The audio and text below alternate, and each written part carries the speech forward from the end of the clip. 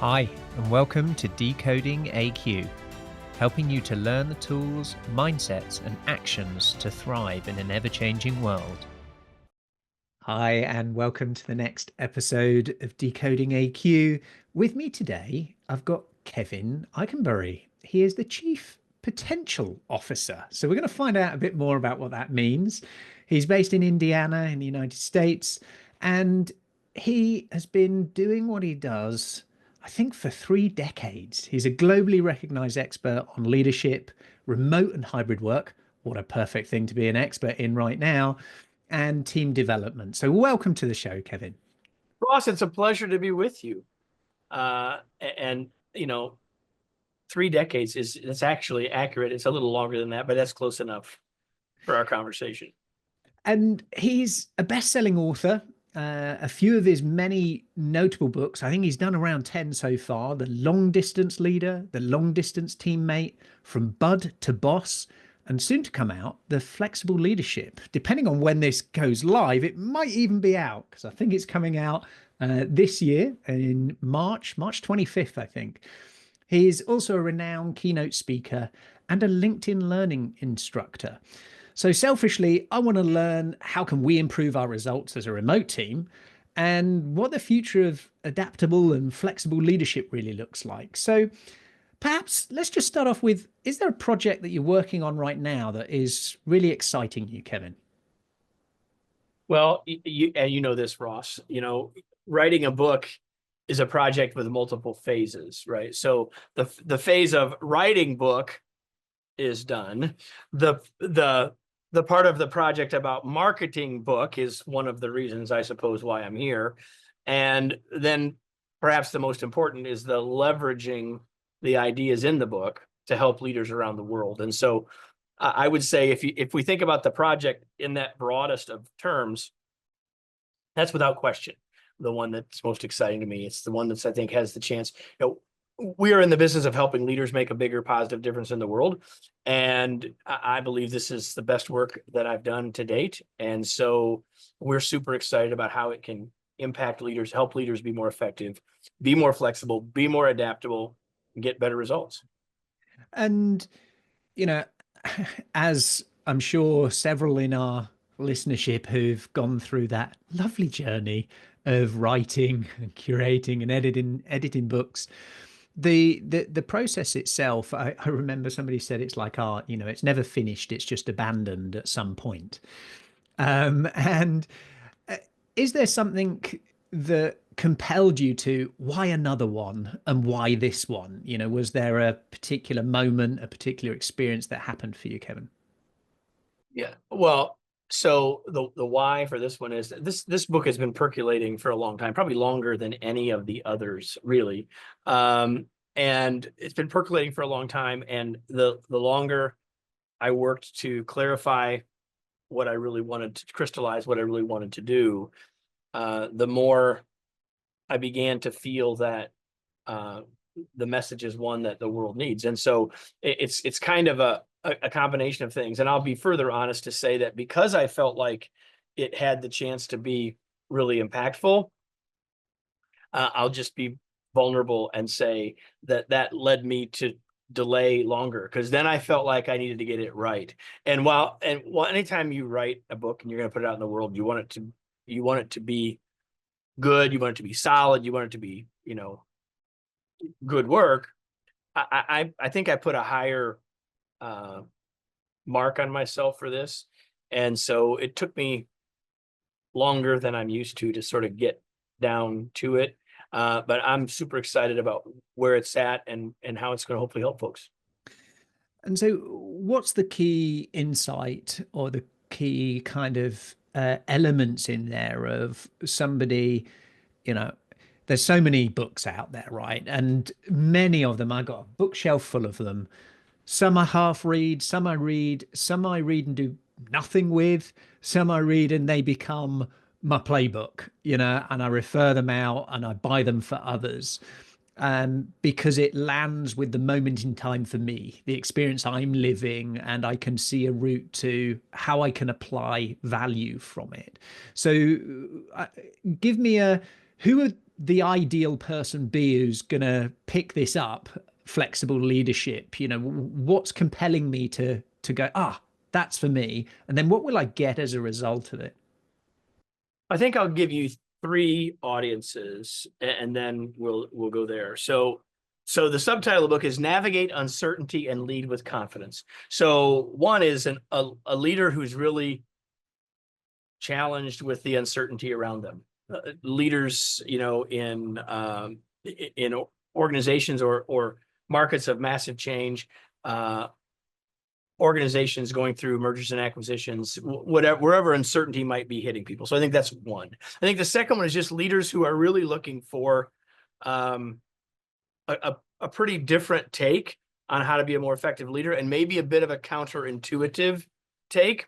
And then the third is for organizations that are really trying to find a way to help all of their leaders move forward, right? So there's a chapter in the book that's specifically for folks who are thinking about how do we further develop our leaders. And so the second idea in the subtitle of confidence, I think, is an underappreciated component of success in anything, including being a more effective leader.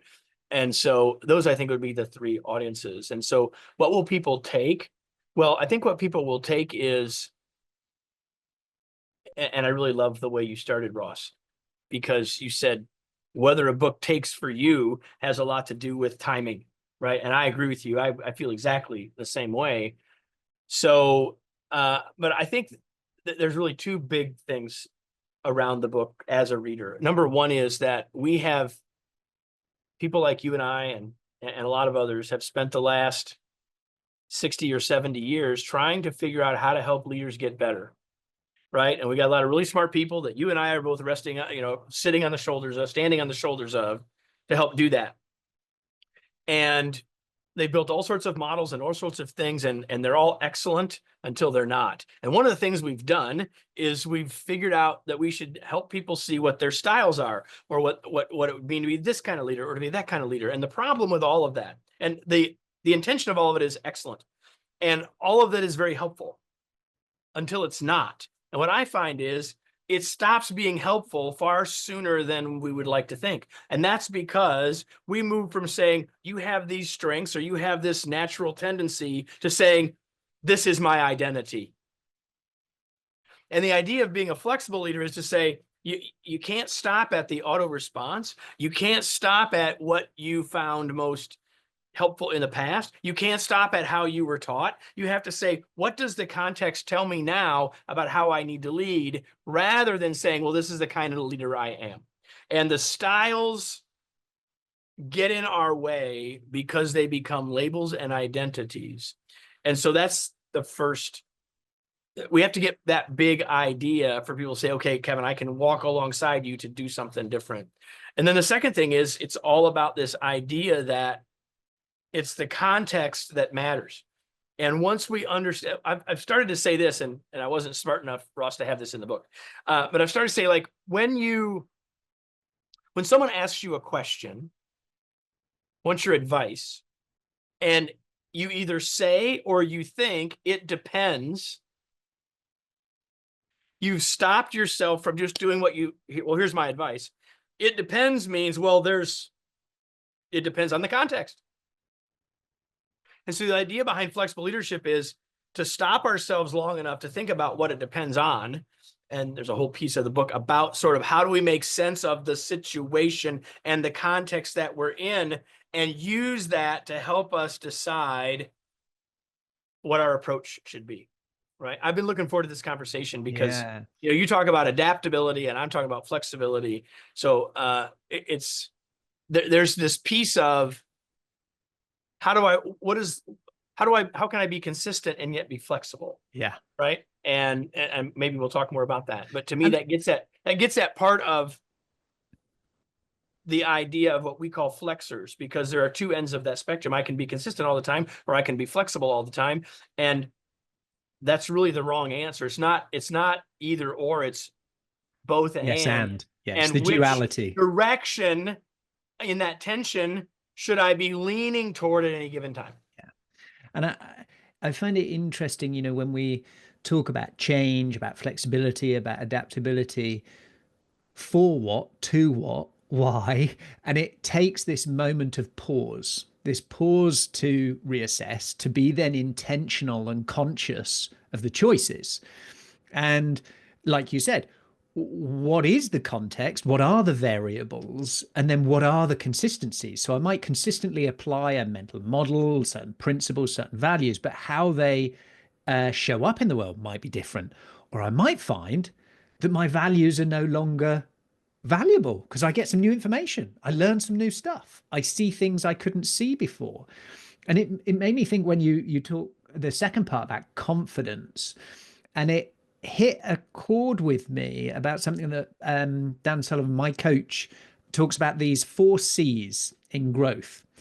And they have a specific order, Kevin. And it's commitment, courage, capability, confidence. And so what happens often when people are asked to do something, if they go straight to, have I got the capability to do that?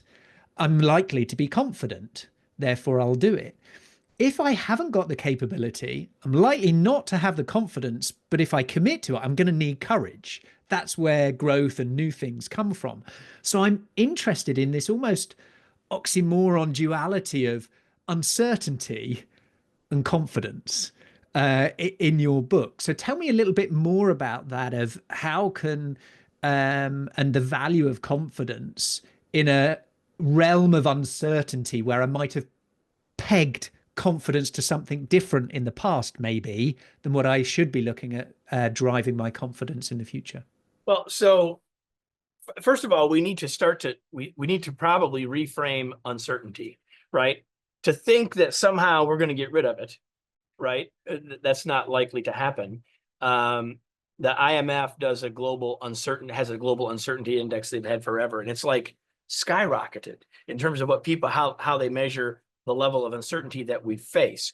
And so for all sorts of factors, right? So the first thing is we have to recognize that that's real, that it's not going to go away.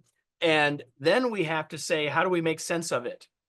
Right. So in the book, we talk about a model based on the work of Dave Snowden and others called the Cynefin framework that helps us say that there are different, our situation isn't always in the same context. So we've got to figure out where we are on the map. And just think about it. If I plop you someplace, you're not going to be very confident. But if you have a map and you see, well, here's where I'm at, and here's where I'm going, you're suddenly a little more confident. Well, at least I can go from there, assuming you can read a map. I know not everyone can read a map anymore, but the idea of if I can have some tools to make sense of my world, even though it's uncertain, then I have the chance to build some confidence around that. And then what we try to do in the other part of the book is talk about these, we call them flexors. It's this idea you and I were nodding with each other about the tension between two things, right? And so it's once I can see where I'm at, what makes sense of the world for my team, for me, with another individual, whatever it is, then I can say, how do I need to adapt or flex based on that, rather than saying, I just don't know where to go. So it's sort of helping people, give people a model and a process so that they can think about it. And once we have a model and a process, then our confidence can build, because say, okay, I can work on that. I can build my capability, right? So the C word that I use along with confidence is competence. It's the same as capability, really. But it's the idea that as our competence grows, our confidence grows. And as our confidence grows, it gives us a better chance that our competence or capability will grow as well. And we I make call it a new loop. commitments to bigger, better things. Yeah. Yep. Um, I'm quite curious as to how will this impact, decision making? Will it create a wave of procrastinators that, are there so many options, so many things, I have to be so flexible? Where will I decide to cut off? What do I say no to when ultimately there's so much contextuality, so many things in there? What's your sort of thoughts around that? Well,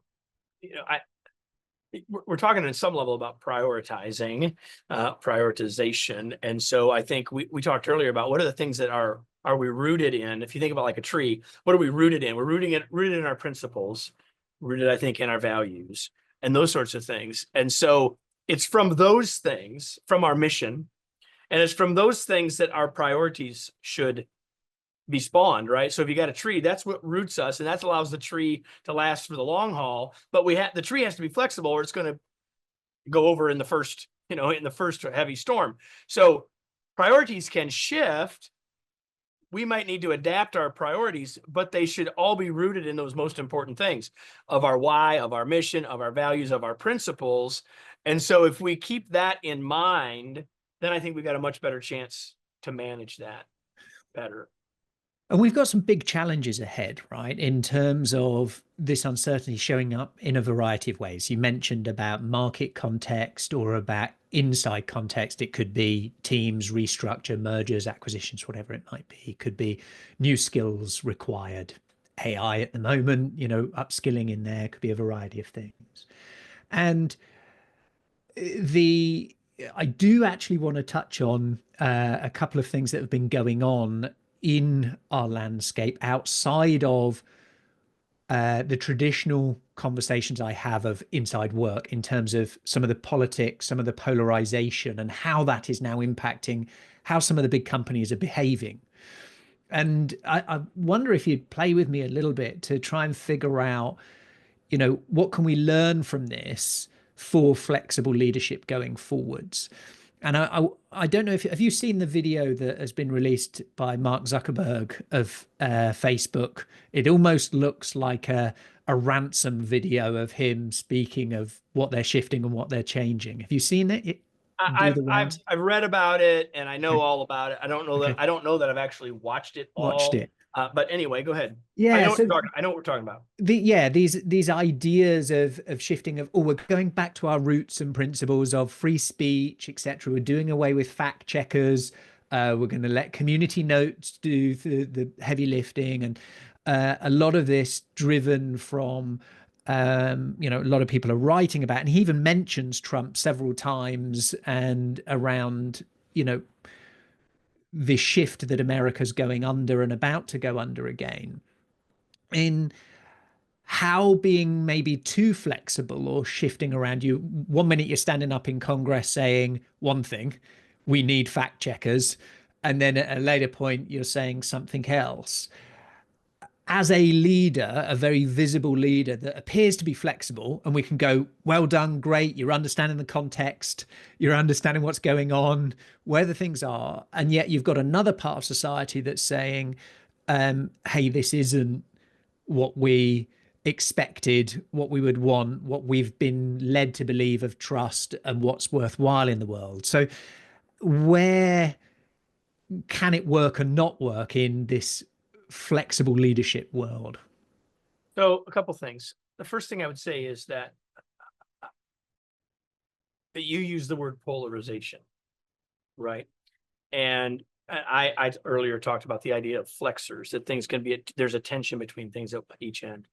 And I made the comment that when we think about a flexor, we think that the right answer is rarely at either end, but somewhere in the middle. And I would say the same is true for this. I'm not an expert on fact checking and community notes and all that stuff, right? But what I would say is this, that if people are trying to anchor his decision against their sort of viewpoint of things, which could be at the ends, I would say rarely are the ends, either end, the best or most effective answer, but rather it's somewhere in the middle. So, to me, what that whole episode says to me about Mr. Zuckerberg as a leader is to remind us all that it's hard. That being a leader is hard. And a lot of times, we may not be Mark Zuckerberg, and we're not and the whole world isn't analyzing our video. But all of us as leaders have to make hard decisions. I think the idea of being a flexible leader is to make more informed decisions. And that may mean that over time, those decisions will change, right? Yeah. What I often find is that in daily work, we say to people, and that person was willing to adapt, they were willing to flex, they were willing to learn something, and then somehow when that movement isn't what we sort of like, then we say, well, they're flip-flopping, right? Like, and yet how different are those two things, right? So I'm not sitting in his shoes. I don't know all of what his reasons for the first set of decisions or the new set of decisions. But what it says to me is that it's all hard. And I also do think that, and again, I'm saying this trying to say this from a non-political perspective, and that is that the context is changing. Yeah. Right. And he has a business to run. And so he has to make decisions, and we may or may not agree with them.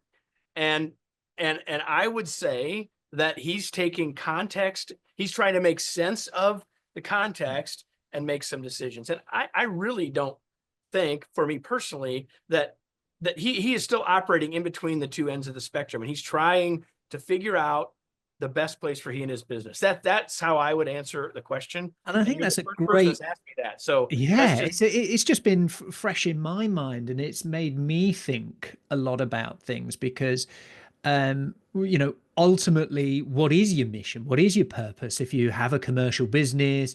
But then what's the downstream of that? What's the wake behind you of your decisions? So it might affect a few people, your spouse, your family, those sorts of things. It might then affect your team, your organization, or an industry, or an entire race and society that can shift because of the power of some of these platforms and things. Of the responsibility is big. So I found that really interesting as I was listening about what do we hear when we see something is always with our perspective, right? With our own, what we're looking for, what we hear is subjective, you know, in terms of the intent of that person. And then so can I say something else? Yeah, about please. this? Yeah, yeah. Let me interrupt you. Go ahead. No, go. So there's another thing that I talk about a little bit in the book that maybe this is worth talking about here too, is that so often, and we can talk about Mr. Zuckerberg, or we can talk about the person down the hall, right? It doesn't really matter. But someone does something, and we immediately say, well, this is why they did it, right? So there are some people who have watched his announcement about the changes at Meta and said, well, here's why he did it. He did it because of Trump, or he did it because of this, or he did it because of that. Maybe. But what I would say is that there's lots of possible, or what I would call plausible reasons. So I like to do what's called plausible cause analysis. Like, what could it be that led someone to make the decision that they made? Let's take a very, very different situation that's way easier for us to unpack in this moment, right? Because everyone that's listening to us, Ross, has been here. You've been leading a meeting and asked, and you actually been in both sides of this. You've been the leader and you've been in this meeting. You've got a question that you want input from the team on. So you ask and you get nothing. You get crickets. We've all been there. We've been on both sides of this meeting. And I've asked hundreds of leaders about this. And most leaders' first reaction is what? Well, these people don't care. Why are they not engaged? Are they not listening? Now, all of those could be reasons why they didn't say anything. But we can come up with probably at least 10 plausible reasons why people didn't say anything, including they didn't hear the question, they were taking a mental vacation, they don't want to go first, they are thinking about your question. We go right on down the line. My point is that when we decide here's why they did it, then we go down a path of, well, this is what we got to do next. And I think that happens in stuff in the media all the time. Like, whatever our perspective is, well, then this is why they did it. Maybe. What other reasons might there be that, I mean, it's plausible that this position for Mr. Zuckerberg is closer to what his original one was. And he felt he needed to go a different direction before. Like, I have no idea. I have zero idea, but that's plausible, right? And we could come up with a bunch of other stuff. And so I find that this idea of thinking about plausible cause analysis, and then I say, I don't know why, but it could be any one of these, going back to the meeting, any one of these 10 things. So then the question is, what could I do next that would have the most impact on the most of those things? Yeah. That's being flexible. Yeah. And it's also taking, you know, responsibility of your response to something. being intentional rather than intentional about it. operating on autopilot or Yep. doing what first comes into your mind or what you would do because you have this style. Yeah. Engage or disengage, armor or run, whatever it may be in that is to, okay, let me, have some understanding and seek curiosity to get better context. Then, intentionally respond in the most positive and proactive way, whatever that might be. Sometimes it can be loud and with volume. Sometimes it can be quiet, whatever that may And be. that's a flexor, right? That's So a flexor. I have come to see so many things on these continuum, right? Yep. Should I talk or should I listen? Yeah. Well, the answer sometimes is either one. But what's the right answer in this moment? In that moment when you asked the question of the group and no one responded, the best thing for you to do is to ask another question. Yeah. Or ask the same question a different way. Give people a little space to respond. Because the minute you start giving answers, you are less likely for them to give you any. Right? And I think one of the shifts we're seeing as well in terms of, whilst we might understand the why and the what, the how is shifting and the how is changing. So we had a playbook of how to do something. Oh, want you to do this, recording a podcast episode, and we knew the how. The hows are now opening up an entire new realm. And equally, I'm asking for things and thinking of things that haven't been done before. So even if it's something that's on rails, I've systemized it, I've got my, entire playbook of how I do this. I've got my SOPs, I've got all of my stuff. That's shifting together with there is no that's SOP. what we had. That's what we had when suddenly we had a pandemic. Yep. We had a playbook. We knew what work looked like. We knew where work needed to happen. Place. We knew when work needed to happen. All of that stuff was pretty clear. Yep. Hence your, focus on hybrid, on remote, at a distance. So what's the connection point between flexible leadership and some of those other trends and shifts in terms of where work is done? Well, it's interesting because I co-wrote a book called The Long Distance Leader back before there was a coronavirus or COVID-19. I should be specific if we have biologists on the line. But in 2018, we wrote that book. And so once a pandemic happened, lots of people were asking us about our thoughts about long distance and all the stuff and working remotely. And at some point I said, I don't know where it will all go, but the future of work is flexible. Flexible in terms of when, why, how, and where. Like and I believe, although that's not a very specific prediction, I believe that prediction is continuing to come true. So in that regard, it's connected to the idea of flexible leadership, the idea of what does the context tell me about, like, here's what I know. I know there are lots of folks my age and older who are leading organizations that grew up knowing how to navigate in an organization, knowing how to build a career in an organization, knowing how to be successful in an organization, and it involved people being around the table or at desks down the hall. So from a human nature perspective, why wouldn't they want that?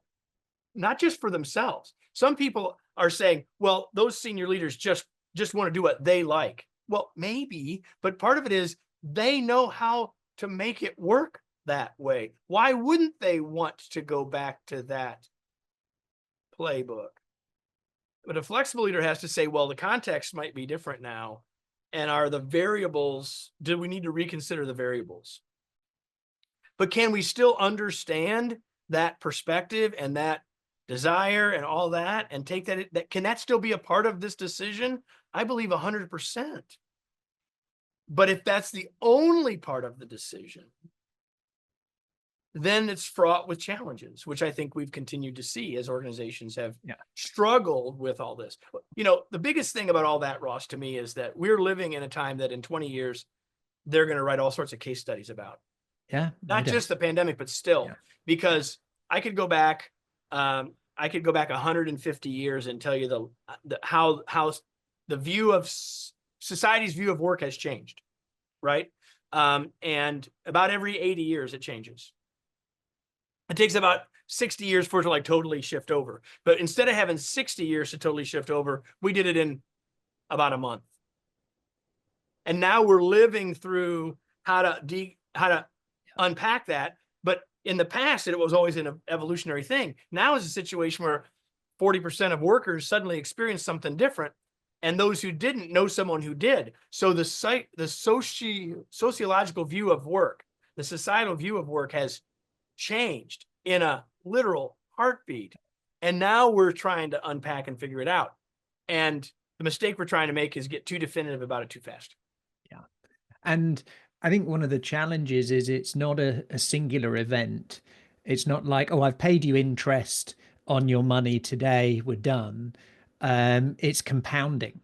So we're having all of these compounding effects from all sorts of different areas, and where we've had how work gets done, where it gets done, by whom, in what way we leverage it. So we might, oh, we need a new capability, and we'll train people, we'll hire people, to now agents, software, and the incoming humanoid robots, where there might be more humanoid robots than people at some point doing work. What does that mean, and how are we collaborating in flexible leadership where somebody on the leadership board is not human? And the We're human out of my are, pay grade now. you That's know, out of my pay grade. But we'll, go ahead. I was going to say, we're going to have people that are, yes, augmented by AI. So that, when I spoke to the guy from Sodexo, he says, I have 5 team members in my team that are 5 AIs that are doing different tasks, different things to help me do my job, and in my role. So we'll have these augmented humans, but we will also potentially have other self-fulfilling, result-driven AI agents doing things. How will we lead, and how will we deal with that is going to be, yes, uncertain. It's going to be transitional, but it's going to happen all of a sudden, all at once, when we haven't had time for the pause or the time for a breathe. So we have to be intentional with those pauses. So is there some, you mentioned in your book about, organizations that are going through this, almost like here's some guidelines, here's what you might need to do, how to implement some of these things. Walk me through, we've got a client right now that's going through a big restructuring. They've got a lot of shift in their leadership. They've got several mandates that evolve around how they're getting work done and where they're getting work done. What are some of the headlines? Give them a little teaser of some pieces in the principles of the book that will help them. Well, the book is outlined, Ross, in 3 big pieces, and it aligns with the way we do all of our work at Kevin Eikenberry Group, which is mindset, skill set, habit set. So much of what you just described, whether it's a big merger, whether it's a big change in the business, whether it's the adoption of AI agents, et cetera, whatever it is,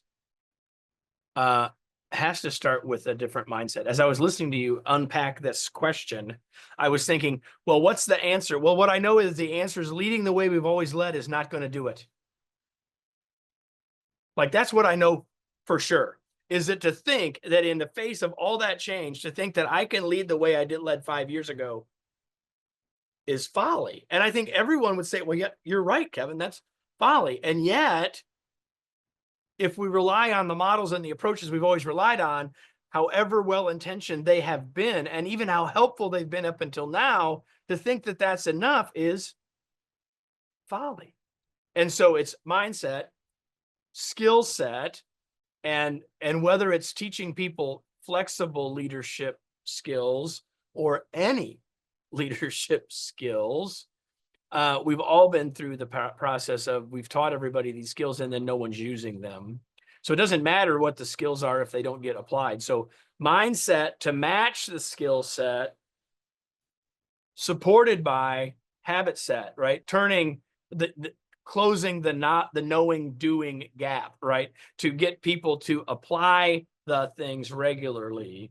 And so, but that all again loops back to the mindset. Is the intention there to do that? So when I said, sort of tongue in cheek, that some of the question you were about to ask me was above my pay grade. I think we all have to figure it out as we go, but it starts with, what does the context tell us? How do we bring the right information together based on that context? And then move forward in the face of the uncertainty.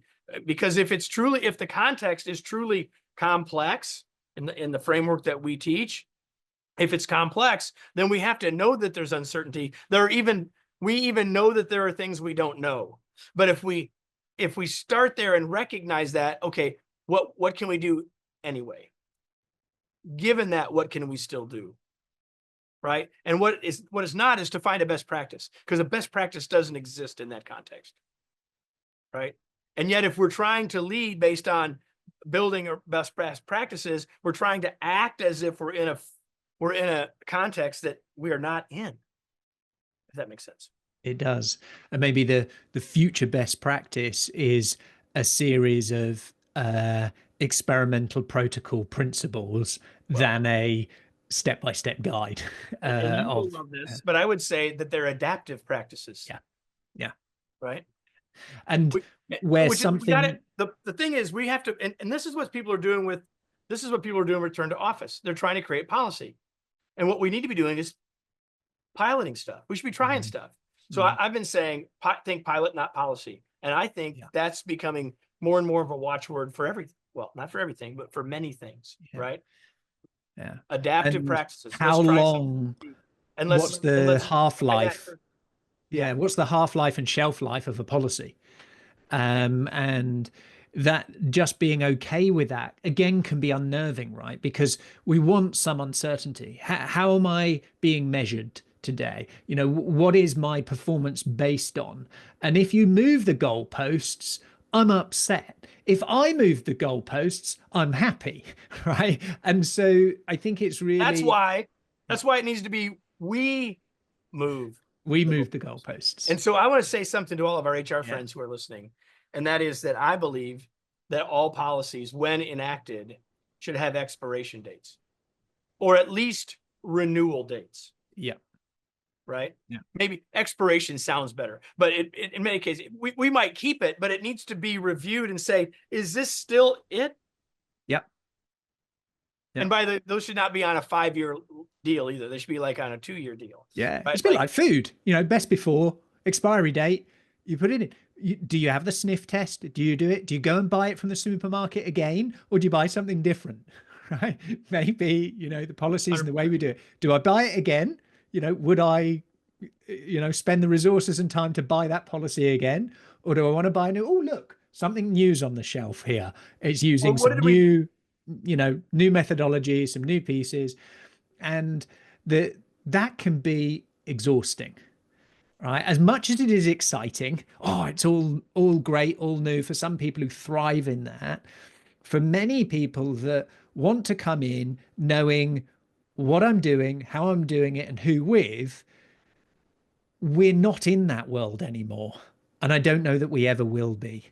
So how do we help those people that are really struggling and gonna struggle with that transition and shift to where there's little consistency of time and I'm constantly, where am I? What do I wear today? How do I do it? Who am I listening to? What's going on? I need to lie down. Here's what I would say. It's easy for people like you and I that write books and do podcasts to say, well, you just have to accept that this is the new way the world works. And while there's truth in that, that's not very helpful. Here's what I think is more helpful. And this is a change leadership profound truth that we often forget. And that is when change is introduced, most people treat it as if we're starting with a blank sheet of paper and it's all new, when it rarely is. And we can serve ourselves and our teams when we start by saying, listen, 70% of this is the same. Right? So in the long distance leader, we framed it around rules for remarkable remote leadership. And the first rule was think leadership first, location second. In other words, there's an awful lot about leadership didn't change just because you don't see everybody every day anymore. Let's not forget that first. And so there's a lot of stuff about work that's changing, but not everything's changing. So let's recognize, well, this hasn't changed, and this hasn't changed, and this hasn't changed, and this hasn't changed. These things have. Yeah, it's a And great, and great. when people can recognize that the entire world is not shifting, are things changing? 100%. Do we need to take those things into account? 100%. Are they nuanced rather than brand new? Most likely, or in many cases they are. And so if people can have a sense of the stability of what's not changing, when we can help people see that, then they have better context for what is changing. It makes it easier for them to accept those things, to understand those things, and to move forward with those things. Because every human on the planet, no one minds change. What they don't like is being changed. Yeah. Right. And it gives you the energy and the bridge resources to take it on and tackle it when we have that. We've had canvases for a while that have, when you're talking about change and all these things, what has stayed the same, what is still the same, and get them to write it down, get them to really live it and breathe it, to then and go, okay, from now to next, what are those things, what are we building from? And it's this difference between when is grit valuable versus when is mental flexibility valuable? How are these things interwoven in the duality of things for organizations, for people, for how we do things? And there's a place for grit, and there's a place for quit. yeah, and knowing that, and thinking about that's another flexor, if you will. Right. And being able to hold those two ideas in our head and still move forward is the work of being a flexible leader. And the ideas that we've talked about today, the ideas I've written about in this book, are not the easy way. Right? Because I'm suggesting you got to do something other than just what comes automatic to you. They're not necessarily the easy way, but they are the impactful way, the positively impactful way. And they are the way that will lead us all as leaders to make a bigger difference, which is likely certainly those who are listening to this show. And for many in our community, what you just described is one of our subdimensions of mental flexibility. We measure their ability to hold two opposing thoughts at the same time and not end up in a padded cell, right? And that kind of subcomponent to our model is, ACE, ability, character, and environment. And you're talking a lot of the same thing, in terms of all of those parts of what's the context, what's changing the environment, what is our, mindset, what is our skill set, how might we approach to, this is our bias, or our, as you mentioned, our part of our identity. What are we letting go of? What are we allowing to be reimagined and reinvent along it? If we're sat in a year's time having this conversation again, checking in with each other, what will have happened in your life for you to feel that was a cracking year? That was a great year. I'm really delighted and proud and happy about what I've achieved. What would it look like in a year for you, Kevin? That there are communities of people that are thinking about using the phrase flexible leadership, that are actively on the journey to be more intentional about the context and apply the flexors that we talk about in the book and beyond.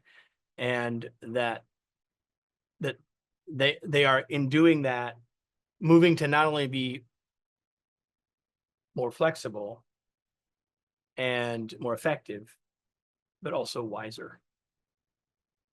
I love that. The route to more effective leadership in our modern world is a flexible one.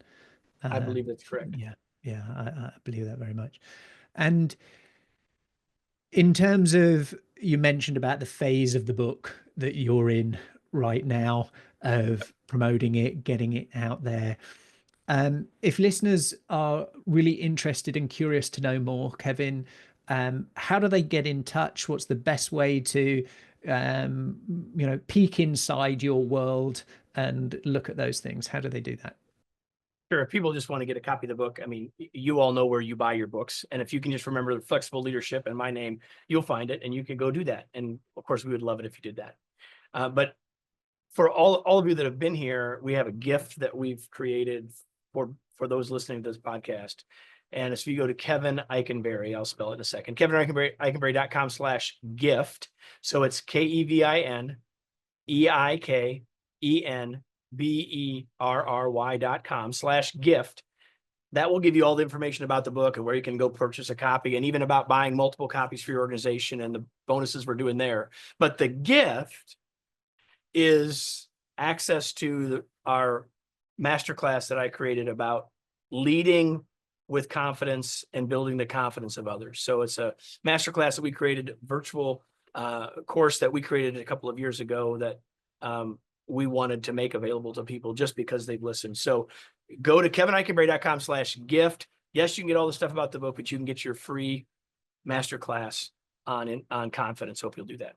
That's beautiful. I love that. One of our principles is co-elevation, Kevin, first inspired by Keith Ferrazzi, who mentioned it in several of his books of co-elevation. So I'll do my best to push that out, because I truly believe it's so aligned and of huge value.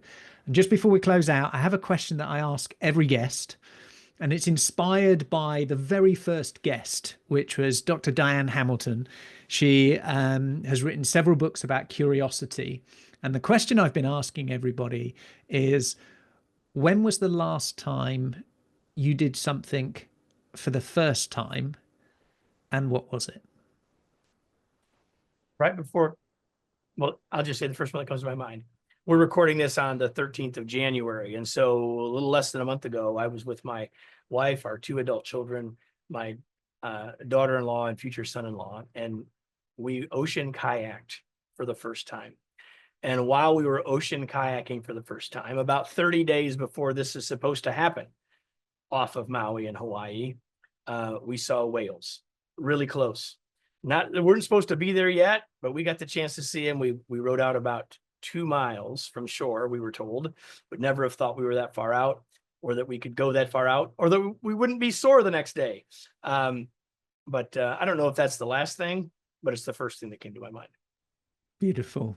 Thank you. It's been an absolute pleasure to get to learn more about your book, about your work, and you're clearly passionate about how do we ensure people have got a future they want, and that they can contribute in a conscious way that is productive in the world. So thank you. Is there, before we go, anything you'd have loved to say that you haven't had a chance to say? No, I've enjoyed our conversation, Ross. You asked great questions.